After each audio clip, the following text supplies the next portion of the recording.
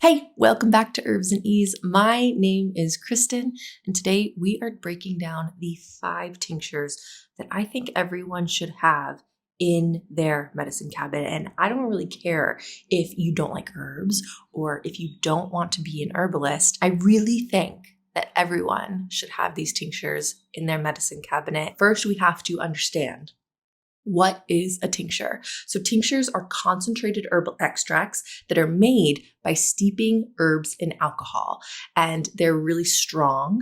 They are easily absorbed into the body, and they are absorbed pretty quickly, and they allow you to get plant compounds into your body in a really convenient and travel-friendly way. So they're most often made with some sort of menstruum like alcohol. Alcohol will pull out the alcohol-soluble compounds of different plants, but they can be made with other solvents like vegetable glycerin specifically or vinegars. Now, those alcohol-free alternatives are going to lack the same medicinal benefits as an alcohol tincture because certain compounds are only going to be extracted with alcohol, but they still offer really good medicine. They do make good alternatives for those of you who are abstaining from alcohol for any reason.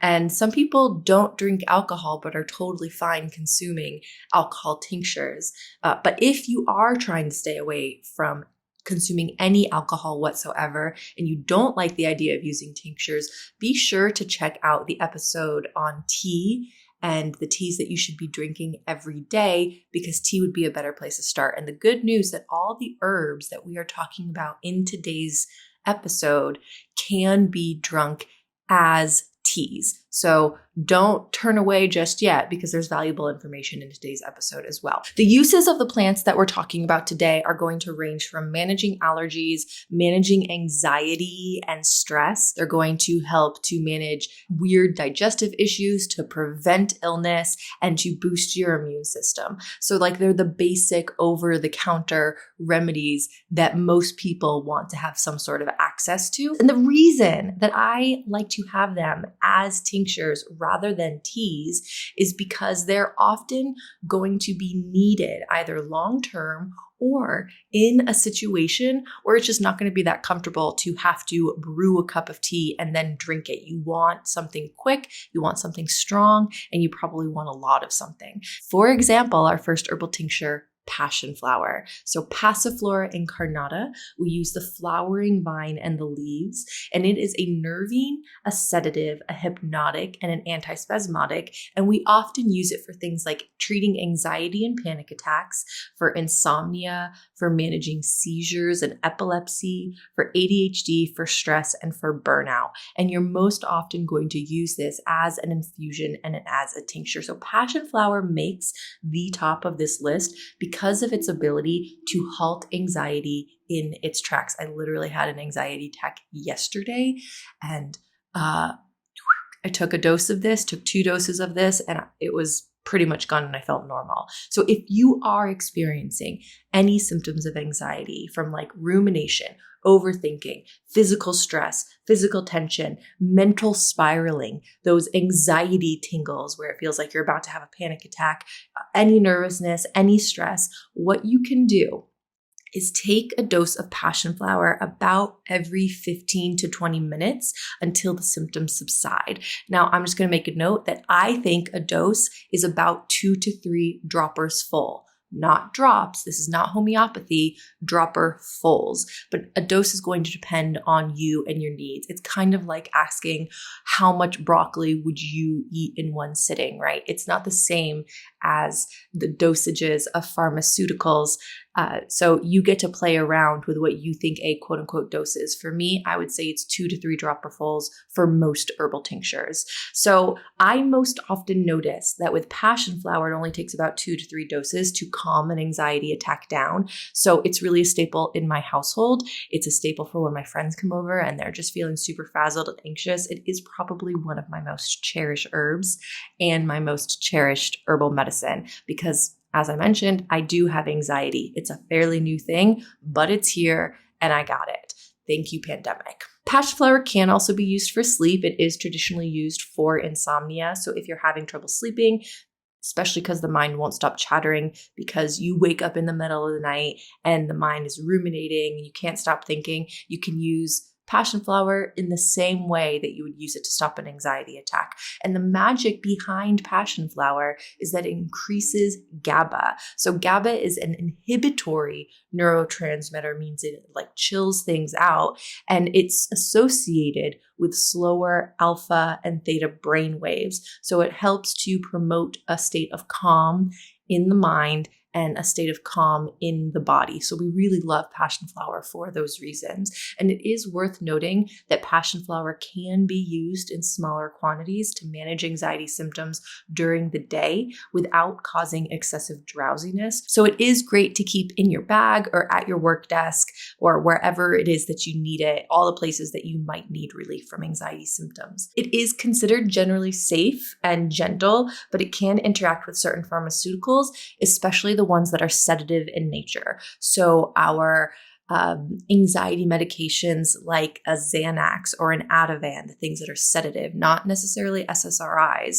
It's not going to interact with those, but the things like barbiturates, the things like antispasmodics, anything that is going to sedate the nervous system, and it will usually just increase these effects. So just be sure that if you're going to bring this herb or any other herb into your life, that you do a quick Google cursory search to make sure that there are no interactions with the medications that you're on or any of the issues that you have. Plants are not like fake medicine. It's not like, magic, just a sprinkling of ideas into your body. They are real phytocompounds that can make a difference in how your body processes things. So just be sure to do your good citizen scientist Google research, which is not technically research, but for lack of a better term, that's just the word that we'll use. Okay, next up is nettle, Urtica dioica. In nettle, we use the leaves. Sometimes we use the roots in medicine. Its main actions are as an antihistamine, a nutritive, a diuretic, an astringent, and an anti-inflammatory. And it's commonly used for allergy relief and as a nutritive herb to boost vitality in the system. So nettle tincture is a really nourishing and valuable daily tea. And if you want to learn more about how it supports the body and its energy building and nutritive qualities, be sure to check out the episode on teas that you should drink every day. Nettle tincture, on the other hand, is a great antihistamine. And my clients love this herb. They use it as a replacement for their over-the-counter allergy medications when allergy season comes up. And you want to have it as an alcohol tincture because the antihistamine properties are only extracted into alcohol. It is super effective for allergy symptom relief, especially from things like seasonal allergies and pollen, plant allergies, plant dander, and things like that. It can even help people tolerate pet dander by taking it regularly. Even people who are allergic to cats and dogs can be around these animals without feeling super miserable. I often give it to my friends and family members who have allergies when they come to visit and when they are spending time in my house, and they rarely have an issue with my very fluffy animals. You can also use it when transitioning a new pet into the home. So if someone in your life is like, we can't have a cat because I'm allergic, as long as they aren't deathly allergic, just get them a nettle tincture, and that's going to help them during that transition period as their body is adapting to having that animal in the house. So you can also use it for sinus headaches, congestion. I personally don't have terrible allergies, but since relocating from Florida to Virginia, I do get some seasonal allergies, and it takes me a few days to realize what is happening and to realize that the headache that I'm experiencing is not just a headache. It's a sinus headache because of allergies. And so I take a dose and it just goes away within an hour or so. But if your allergies are consistent and persistent, you can take it 2 to 3 times per day, or you can just use it as needed for mild symptom relief. Now, our next herb is an immune boosting herb called Echinacea, Echinacea angustifolia, and we use the root, the aerial parts, the leaves, and the flowers in herbal medicine. And we use it as an immune stimulator stimulant, an antimicrobial, it's an anti-inflammatory, and it's a blood purifier. It's often used to support the immune system, to prevent viral infections, and to treat sepsis and blood poisoning. So Echinacea is what I call a gateway herb. It's an herb that a lot of people know, but they don't really know how to use well. And there is some debate among herbalists regarding the best way to use Echinacea. Some use it as an immune booster to prevent infections, and some use it exclusively for its blood purifying properties for specific conditions like sepsis or bacterial infections in the blood, usually after a wound. But I never deal with sepsis, so I don't use it that way. And in my personal experience, Echinacea tincture has been super effective in preventing infections, especially during travel and when facing intense work phases where just getting sick is not an option. It contains immune stimulating compounds that will activate the immune system, specifically by increasing macrophage activity and T cells. Those are like the Miss Pac-Man that chomp on the cooties that enter the body. And those play a vital role in fighting off potential infections. So it is best to take before an infection actually sets in, before you are actually sick, to prevent illness. And if you feel the sniffles coming on, or if you're in close contact with someone who is sick, like the kids bring home the cooties from school, that is when you want to start taking Echinacea. When I travel, I have a little routine where I take Echinacea before I get on a plane. I take it while I'm on a plane. I take it after the plane, maybe for a day or so afterwards. And it just gives my immune system an extra boost because I almost always get sick if I don't do that. And that's really how Echinacea is going to work as a preventative to just prevent you from getting ill. So you cannot take it. I know you're asking, you can't just take it all the time to boost the immune system. Those boosting effects are really going to last only for like 3 to 5 days, and then it's not going to be boosting the immune system anymore. But if you are looking for a tonic herb, a tonic is an herb that you can take every day, and Echinacea is not a tonic. If you are looking for a tonic herb, though, to boost the immune system on a regular basis, look into the adaptogen called astragalus, or consider working with our next staple tincture, elderberry, and specifically elderberry with ginger. So the common name is elderberry. The Latin name is Sambucus nigra, and we're using the berries of this plant, although the flowers and the leaves do have medicine. And it is an antiviral, immune modulating, expectorant, and antioxidant herb, and it's usually used as flu relief. It's used to support the immune system. It's used for respiratory health, as antioxidant support, and you most often see it as an alcohol tincture, as a syrup, or as a tea. So elderberry is indispensable. It's another gateway herb that a lot of people know about. You gotta have it. It is truly remarkable. It has remarkable antiviral properties. It's an antiviral powerhouse. It shortens the durations of colds and flus, and it helps to modulate the immune system.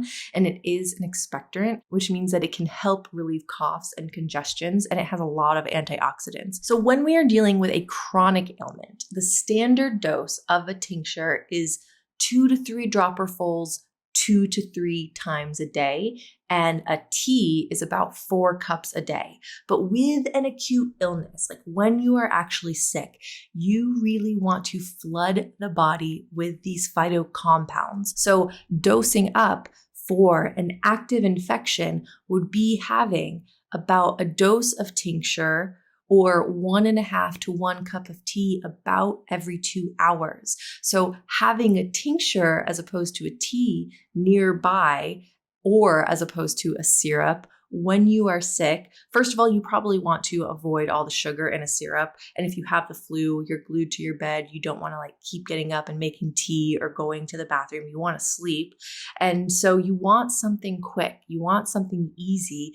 And that is why an elderberry tincture is particularly valuable in this situation. And I always like to pair my elderberry with ginger, Zingiber officinalis, because it's an herbal catalyst, which enhances the effects of other herbs. It speeds up their therapeutic actions, and ginger itself is an antiviral, so it offers its own immune boosting properties. It's anti-inflammatory, plus they taste good together. So I always just add them together. Ginger is just going to help elderberry work a little bit better. So we have something to manage stress. We have something to manage anxiety. We have something to boost the immune system. And we have something that is helping out our colds and flus. And now our next tincture is here to support digestion. Bitters. Everybody's favorite flavor. Okay. It's funny because it's not true. So rather than a specific herb, bitters are more of an herbal remedy. You may be familiar with putting bitters in your cocktails like an old fashioned, and we're kind of talking about the same thing, but a lot of cocktail bitters have sugar in them. So what we're talking about today does not have sugar in them. It's just bitters. And bitters are made from bitter herbs, and they are a key herbal remedy that have a pretty wide range of metabolic actions. They support and stimulate liver function. They stimulate bile production and flow. They improve digestion. They are beneficial for decreasing gas and bloating. They stimulate the appetite. They help balance blood sugar by supporting insulin function and improving glucose metabolism. They reduce sugar cravings. They help release symptoms of heartburn because they stimulate the sphincters of the stomach to close. They can relieve nausea. Basically, everybody should be taking bitters anytime they eat, especially when they're eating fats and proteins in a meal, which is pretty much every meal unless you're just eating a handful of berries. So bitters are usually made from different blends of digestive herbs rather than a specific herbal remedy. As I said, a bitter tincture is mostly about the bitter taste. It is one of the 5 essential flavors, along with sweet, salty, astringent, and pungent. And bitters or bitter compounds are known for their ability to improve overall digestion and metabolic processes. And we have a ton of bitter herbs. We have what's known as eupeptic bitters, and those are really strong. They're like gentians, angelica, and artichoke leaf. And then we have our more mild and nourishing tonic bitters like dandelion and burdock and chamomile. Turmeric is a bitter, lavender is a bitter. A lot of our aromatic herbs that we cook with have bitter properties. Coffee has bitter compounds. And to incorporate bitters into your daily routine, at every meal, just pop them into your mouth before or after a meal to help you digest your food better. And you can also use them in a spray bottle format, or you can add them to a jar with sparkling water for a bitter mocktail. I am particularly proud of my bitters blend. I get a lot of really good feedback on them. It's the first herbal formula that I ever created, and it's a combination of gentian, burdock, dandelion, fennel, chamomile, and mint. So it's really well balanced. It's a crowd favorite. And if you want to digest your food better, I don't even care where you get your bitters. I would love it if you bought them from me because I love sharing my plant medicine with people, but there are a ton of different bitter remedies out there that you can get. Herb Farm has a great bitter remedy. Urban Moonshine has really great bitters. There's probably a local herbalist that has their own bitter blend for you. And if you want to digest your food better, if you have gallbladder issues, if you have metabolic syndrome, if you have diabetes, if you have gas and bloating, if you want to help manage your blood sugar better, if you have sugar cravings and you want to manage your sugar cravings, you should be taking bitters at every meal. Everyone should have a bitter tincture in their life. All of these herbs in this list you can easily purchase wherever you get these herbs, and they all are staples in my apothecary. Now that I'm thinking about it, they actually probably are the foundation of my herbal apothecary. Absolutely the most common herbal remedies that I give to people. And you can get a discount of $10 off the set using the code 5tinctures. And you can also make them yourself. And if you'd like a tutorial on how to make your own tinctures, just leave a comment, let me know so that I know that that's what you want to learn next. Remember, and also I love to hear from you. So if you use any of these remedies and it works out and it works well, please let me know. That is the point of doing this show, is to connect with you and to be in community. together and growing and being better and healing ourselves. So please let me know if you try any of these remedies. They're all super beginner friendly. They're really safe for most people. But of course, if you are going to bring any new remedy into your life, make sure you little citizen scientist do a little Google cursory search to see if there are any contraindications between any conditions you have or medications that you're taking and the herbs that you are going to use, to be sure that there are no risks or interactions. And then, of course, make sure that you subscribe so you don't miss out on our upcoming episodes. We have some really great stuff planned for you for the next few weeks to get started bringing plant medicine into your life to support your wellness and self-care and just help you feel better in your body. So until next time, woohoo, we did it. Stay cool, stay safe, take your herbs, stay well, and yeah, okay, I love you. Bye.